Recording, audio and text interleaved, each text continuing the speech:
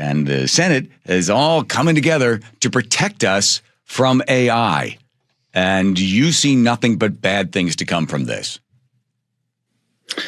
Yeah, John, I guess you're referring there to Bernie Sanders and AOC's brilliant plan to have a nationwide data center ban. By the way, supposedly to enfranchise and empower local communities to prevent the construction of data centers. But I'm going to let you in on a little secret. Yes. Land use regulations, zoning, that's already a local, municipal, county power.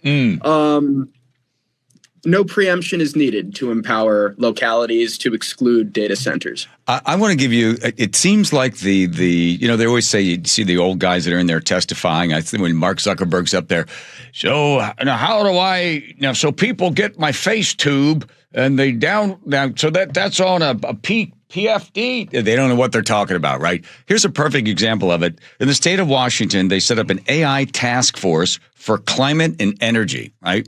They only had one meeting. You could watch it online, but this gives you some idea. This is a woman that is somehow involved in this. This is the state of Washington's AI task force. They're discussing climate energy. They got a little group together, and I grabbed this. Todd Myers turned me on to this. This is somebody, I assume, somehow involved in government explaining AI and your television. Inventions that are AI based. For example, when it comes to climate and energy, I didn't know this, and it makes sense that you can automate your power in a TV. So you can have a TV that doesn't need a plug. It either takes the energy out of the environment, like whatever the AI does, right? We're talking nanotechnology. Hey, stop making faces. Hang on. All kinds of stuff already out there. So there is already a process out there where you can self-power a TV. I don't know if there's any actual those type of TVs on the market. Is that something that I believe is out there? I've never seen it with my own eyes. Absolutely. I'm a person, I live in this world, and there's smart people out there. This was the state of Washington put this thing together, the AI task force to talk about climate and energy.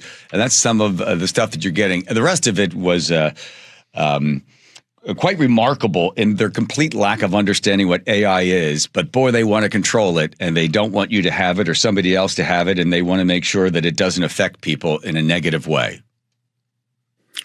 Yeah.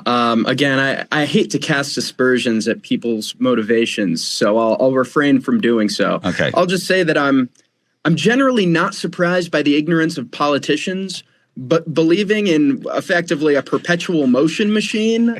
Did this person graduate from high school? Are they familiar with the principle of conservation of energy? Matter, energy can neither be created nor destroyed. There's a fixed amount. You just move between one form or another. Didn't we learn about this? Well, she says she hasn't seen it with her own two eyes, but she knows it's out there because there's smart people to invent it. But more importantly, I think it really tells a story that they had one meeting and they never had another one again. Joey's grabbed a bunch of different things. How do you feel about Sam Altman? Obviously, the people that are throwing stuff, trying to set him on fire or blow up his house or hurt him in some way, obviously they're mentally ill, but something's motivating them to go out there and want to harm Sam Altman. Yeah. So, of course, I condemn any and all violent actions, and this is no exception. I would say I've seen some talk online about kind of the AI risk community, the AI naysayers, the doomers, are somehow responsible for the actions of individuals who have chosen to commit these acts of violence. There was also a shooting at, I believe, a Indianapolis city councilman's house last week, shortly before the Molotov cocktail was thrown at Sam Altman's house. And, if you publish a book called If Anybody Builds It, Everybody Dies, you are still not responsible for the immoral and illegal violent actions of crazy people. So I would like to disabuse your listeners or any that believe that, like, the doomers with whom I am in stark disagreement, But they're not responsible for these crazy people's actions. And I think we should keep that in mind. What happens? Because to just understand that AI will be the collecting of all information. That's the first step of AI. Then it starts to think. The third step is where it begins to think on its own, create its own, where all of a sudden there's no influence from us as human beings into this. It becomes solely its own generating source of knowledge, whatever knowledge is, and then it begins to make the decisions without us in regard to the outcome of those decisions. And they say that's the third step of it. They don't know when that happens, 2040 or something like that. How is society to be best served, and how will society be destroyed by AI as a libertarian? Yeah, I think that we should be really skeptical of the doomsday claims. We've already existed with the technology that was developed in, I'm going to get this wrong. Well, it was deployed at the end of World War II, yes. Right? The atom bomb. And we have had ICBMs that require, I'm not a military expert, but I've seen movies, I've seen war games, okay. I love the 1980s. To deploy an ICBM and effectively kick off a chain reaction of nuclear weapons that ends the world required just two human beings, inserting the keys in and turning them simultaneously and deploying a nuclear missile. That's pretty horrifying in theory. And yet even that barrier, that impediment has been enough and continues to be enough to prevent us from killing each other and destroying the world. Yes. So if we haven't destroyed ourselves with nuclear weapons, I don't think that we need to. We shouldn't be overly credulous about the claims that are being made by people who stand to benefit from the deployment of the technology. We shouldn't be gullible. But I don't think that being anxious and certainly throwing Molotovs or aggressing people is in no way an appropriate response, nor is it called for. And I'd like to emphasize that so far we've seen AI really improve our lives. I mean, myself as a journalist, it makes researching and compiling and getting information that's of use to the public. I mean, it's really expedited that. It's probably reduced the time it takes me to write an article by, I don't know, maybe 50%. Mm-hmm. That's true with a lot of knowledge workers, a lot of white collar workers. And if at some point the AI replaces me and you can get reasonably good antitrust and AI coverage at a fraction of the price, that's good for society. And I'll find another job. Do we have a moral obligation to, in some way, restrain AI in order to make sure that society and the individual in society still has a place? Yeah, I think that regardless of how powerful and how productive AI becomes, there will always be places and roles and positions for humans in society. And people who are claiming otherwise believe in this thing economists refer to as the lump of labor fallacy, which holds that there's a fixed number of jobs in the economy, and whenever some are automated away, that permanently diminishes the total number of jobs. And by that logic, none of us would be working since the Industrial Revolution kicked off. But that's not true. There are more people, many more people, thanks to that technology, making it easier to grow food and have more goods and services. And we all have jobs, save for those of us who are unemployed. Yes. When, God forbid that ever happens to you. Hey, can I think I'll figure it out. Okay, good. It's something I struggle with. So you read Ayn Rand. I know you have as well, Fountainhead, right? And Atlas Shrugged, which, by the way, I think is still one of the most popular books ever written around the world. I'm going to give you a little bit of Ayn Rand and, her objectivism and the idea of, like, she's a true libertarian. The use of wealth created by others against their will. This is what we're experiencing here in the state of Washington. We now are about to have an unconstitutional income tax that could be dropped on top of us. But here she is basically explaining in a really just cold-hearted way how society and how individuals need to respond to each other. When you admit that you want to take money by force from someone and ask me, how are we going to build hospitals or roads? You admit that someone is producing the money, the wealth that will make those roads possible. Now you have no right to tell the man who produced the wealth in what way you want him to spend it. If you need his money, you can obtain it only by his voluntary consent. And you believe in the eventual goodwill of all human beings, or at least that top echelon of human beings whom you believe will give willingly? No goodwill is necessary, only self-interest. I believe in private roads, private post offices, private schools. Wow. Does that even hold any sort of value anymore, that somebody would say, I believe you have no right to tell the person that they must give the money to build this for everybody else's use?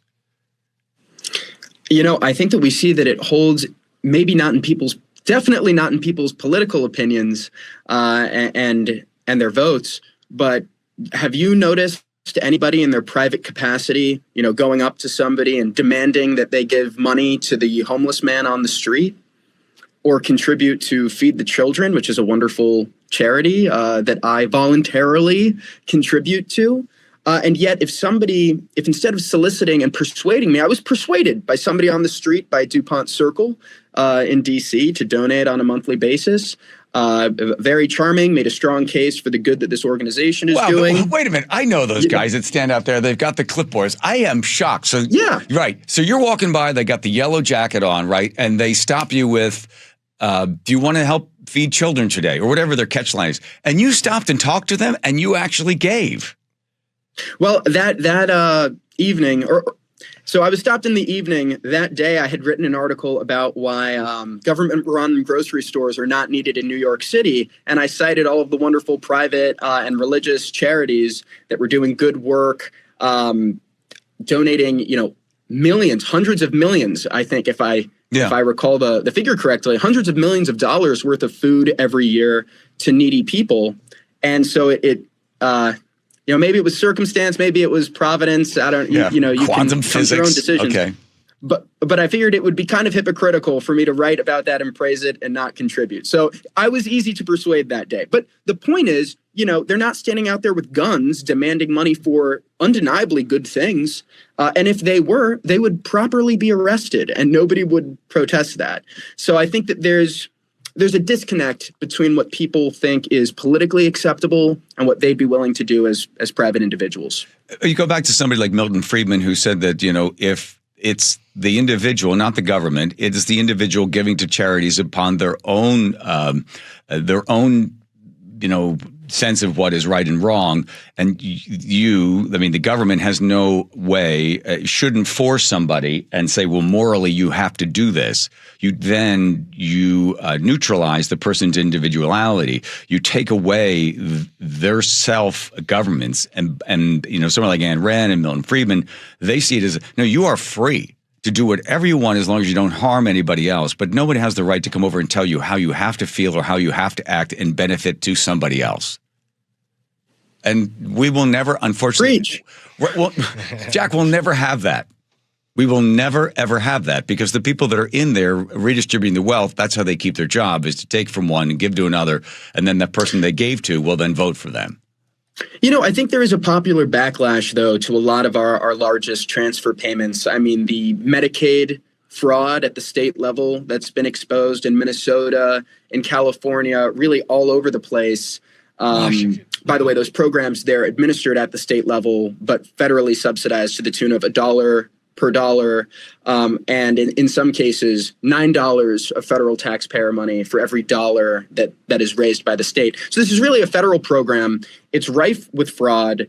And even the programs that aren't rife with fraud, Social Security, Medicare, they're transfers from, you know, not very well off young whippersnappers such as myself to older people who, you know, on average have a lot more wealth and investments that can afford them their lifestyle in their golden years. And people are getting tired with this. They're recognizing that there's this regressive transfer of wealth between, you know, working class people. And by that, I mean people who actually, you know, go to work and contribute to society.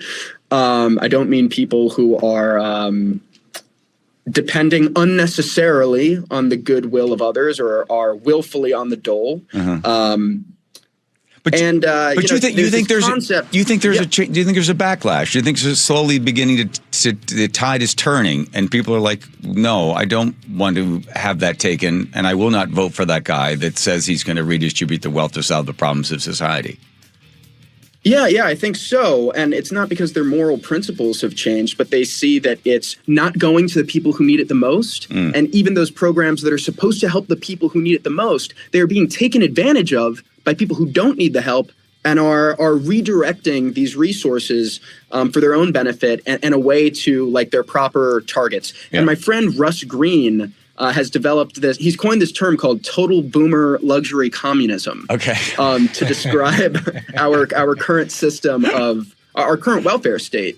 And it's really picking up steam among Zoomers, among Gen Z. Okay. Well, we'll have to read that. By the way, as you were speaking, the Assembly Bill 2624 in California, dubbed the Stop Nick Shirley Act by critics. They don't want independent journalists going around investigating daycare centers and other things like that to protect legal aid and child care. They don't want to be targeted doxing, so they're going to stop that. There'll be fines if you're an individual journalist. If you're an independent journalist, you can be fined up to $10,000 if you're harassing one of these great places.